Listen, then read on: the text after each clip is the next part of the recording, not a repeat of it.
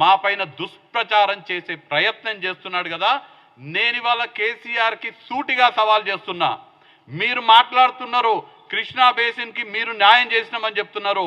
నేను చెప్తున్నా మీ వల్లనే, మీ యొక్క ధనదాహం వల్ల, మీ యొక్క చాతగానితనం వల్ల, మీ యొక్క అసమర్థత వల్ల ఇవాళకి కూడా 10 ఏళ్ల మీ పాలన ఉన్నప్పటికీ పాలమూరుకి కొత్తగా ఒక్క చుక్క నీళ్లు కూడా మీరు ఇవ్వలేదని నేను ఛాలెంజ్ చేస్తున్నా.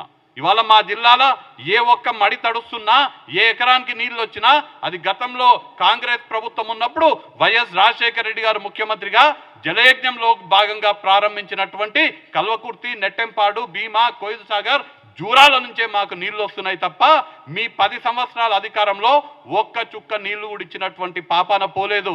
కానీ మీరు అబద్ధాలు చెప్తున్నారు. మీరు చెప్పేది నిజమా, నేను చెప్పేది నిజమా తేల్చుకుందాము. ప్రజాక్షేత్రంలో, ప్రజా యుద్ధంలో తేల్చుకుందామని నేను ఇవాళ కేసీఆర్కి కాంగ్రెస్ పార్టీ తరఫున, మా శాసన సభ్యుల తరఫున, పాలమూరు ప్రజల తరఫున నేను ఇవాళ కేసీఆర్కి ఛాలెంజ్ చేస్తున్నా.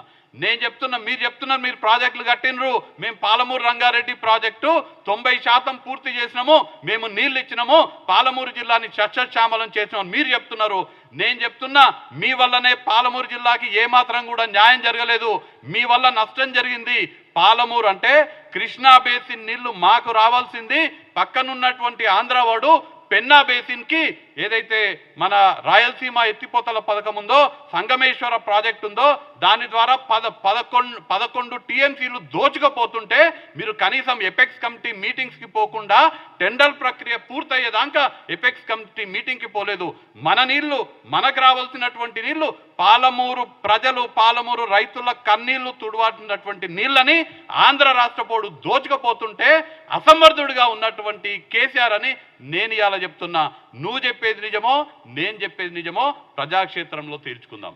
మీరు అంటున్నారు మా భూములని, మా జిల్లాని సస్యశ్యామలం చేసామని.